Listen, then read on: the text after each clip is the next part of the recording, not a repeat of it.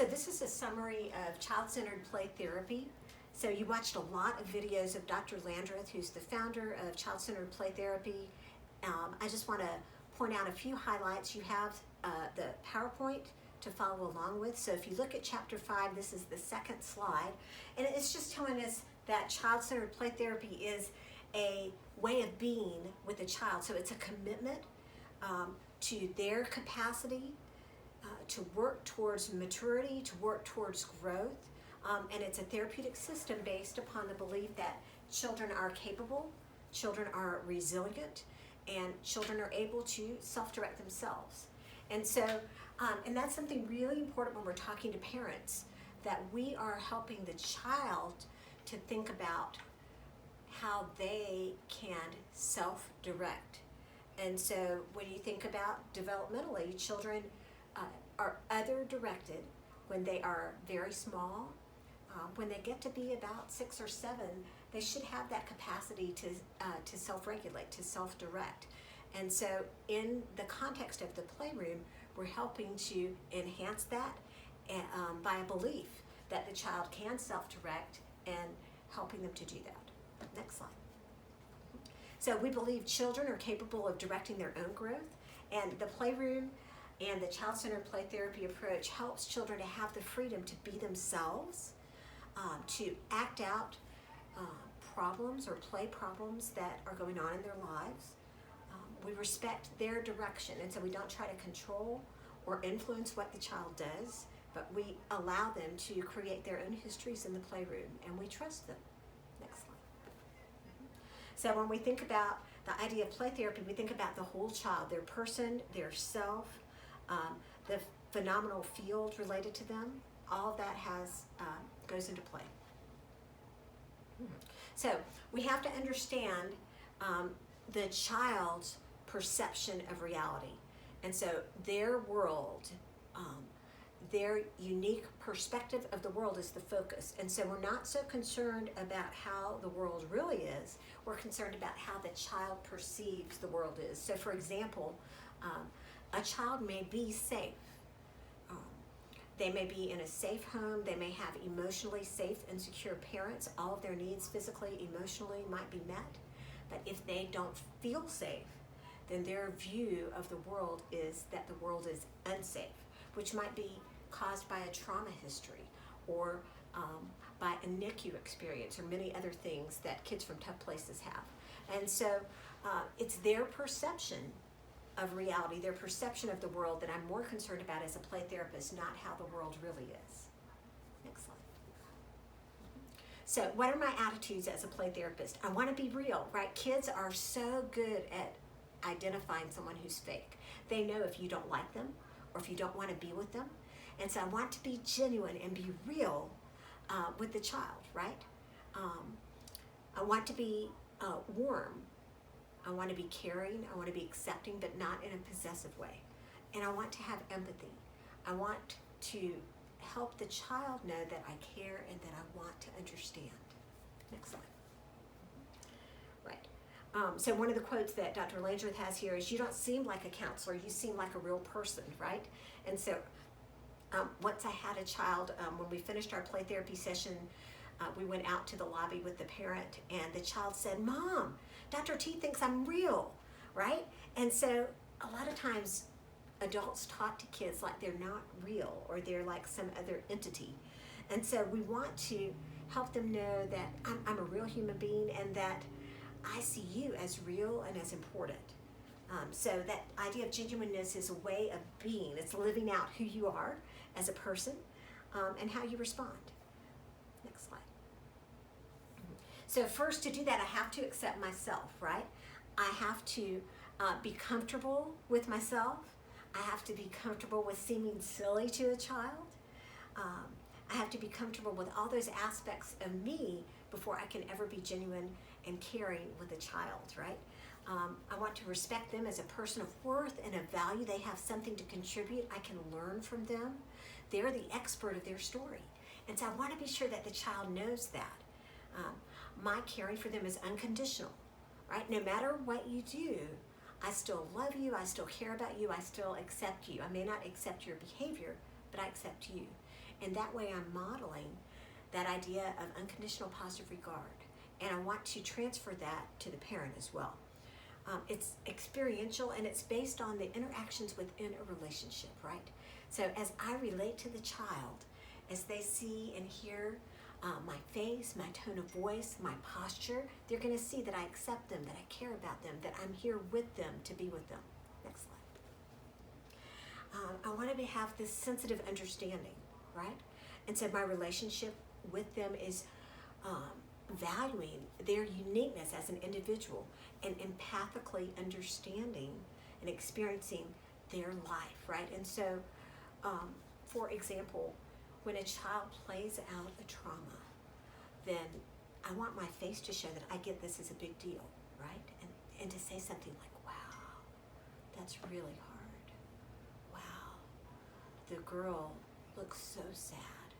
She doesn't know what to do, right? I want my voice, my face, all of those things to express the emotion that I get what the child is playing. Next slide. I need to put aside my own experiences and expectations and appreciate that particular child and who they are right then. And I want to develop this sense of personal identification as if with the child. So, and I want to commit myself to a relationship with this child. So each child that I have a unique relationship with. So what one child's session looks like might not be at all what another child's session looks like. Next slide. That idea of sensitive understanding also grants the child freedom to be themselves fully, to express the things that they need to express. And so the idea is not, I'll accept you if you're a good kid, if you do the things I want you to do. But it's, I accept you as you are right now, right? So this doesn't imply that I approve of all their behavior, right?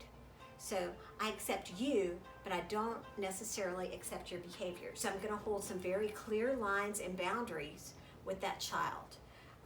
I'm not for hitting. So in setting limits, I identify and I communicate that all behavior is not acceptable. I see you're really angry with me, and you want to hit me with that rocket ship. I'm not for hitting with the rocket ship. You can pretend the Bobo is me and hit the Bobo with the rocket ship, right? I'm going to set those clear boundaries.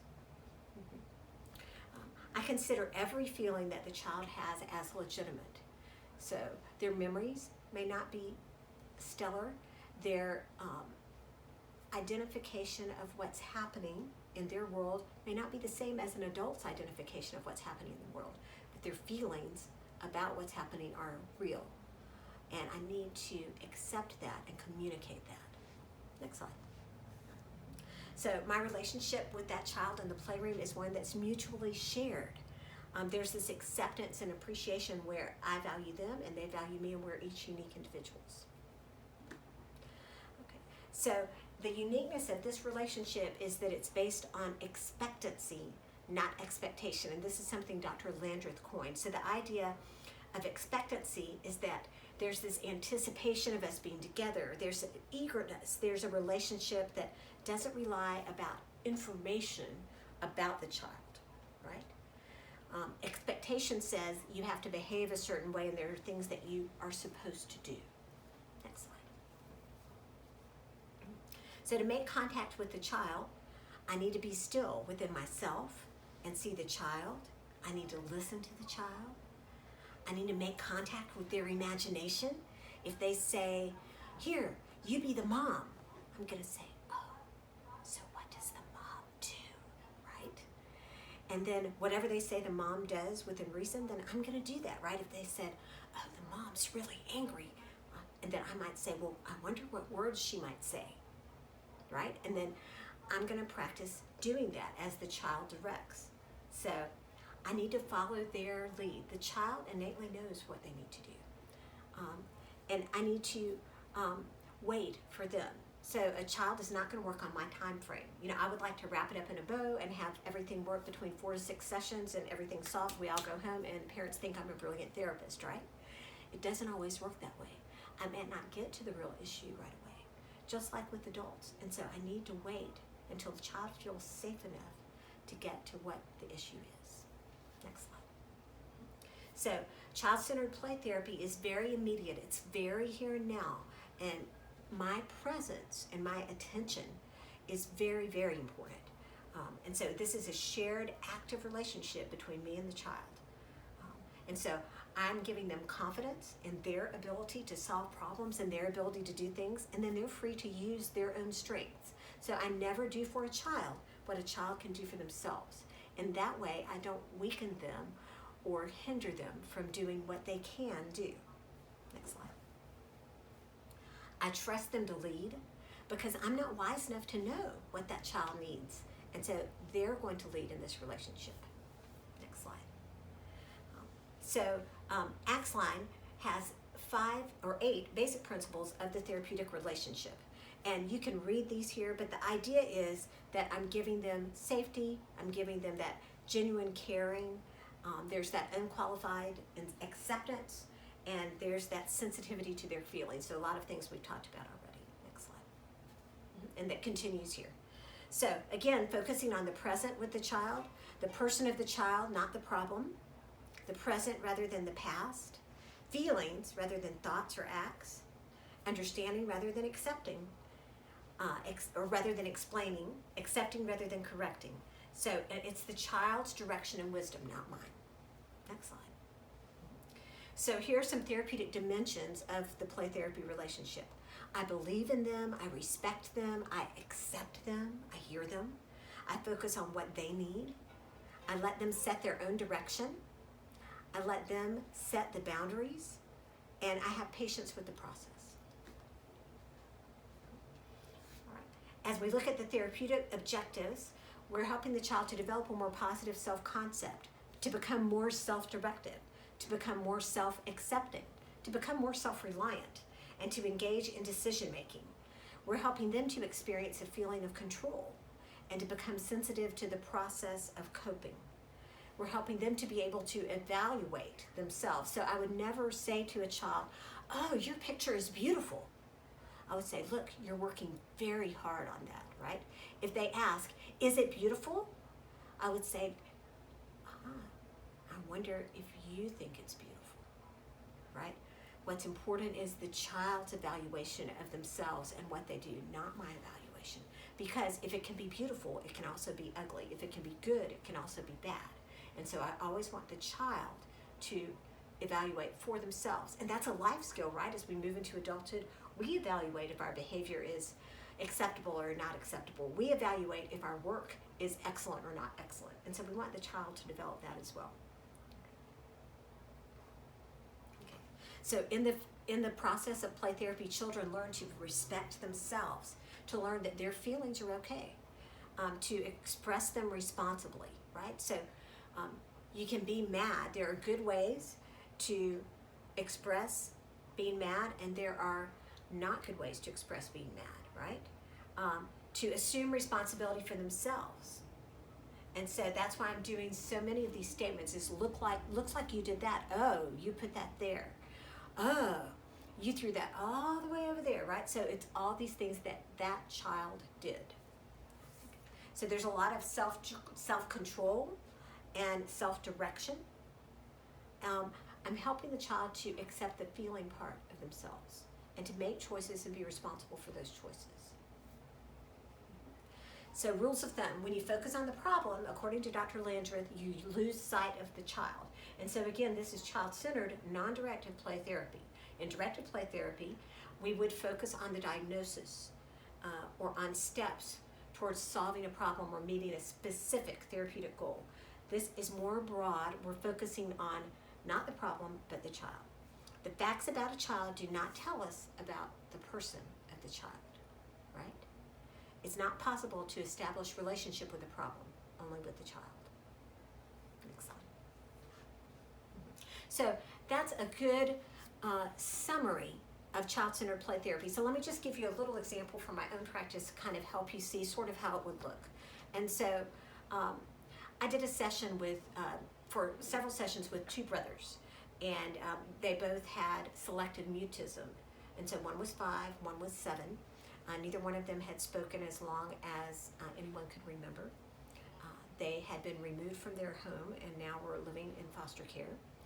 And so every week, the oldest brother would walk around the room and he would have all the tools in the room.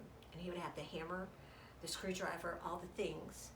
And he would work with those tools with everything in the play therapy room. The youngest brother would just paint red every week. For 4 weeks straight, he would paint red, and that's what they did. And I tracked that, I talked about that, but you know, as you think about it from the perspective of a clinician, you're just thinking we're just doing the same thing over and over again. But then, on the 5th session, the oldest brother said, for the first time, he used words ever that anyone could remember, and he said, "I'm the fixer. I fix things. When things break, you fix them. When people break, it's a problem." He was the oldest child, and what we learned later from the younger child, they had been in a crack house. They had seen one parent murdered with lots of blood, the younger child painting red, and that's how the selective mutism had happened. But he needed to feel safe with me, the oldest child and the youngest child, before they were able to even begin to play out any of that trauma or to talk about it. Truth be told, they were playing out the trauma. The oldest child being the fixer, the caretaker of his younger sibling, the one who had to get food for them, who had to get resources for them, who had to protect them. The younger child absorbing all the emotion of what went on. And so, as you think about working with children, you can never, ever devalue your presence, your patience, your acceptance, and your caring. I hope this has been helpful to you. I'm excited to see what's going to happen as you continue your journey as a play therapist.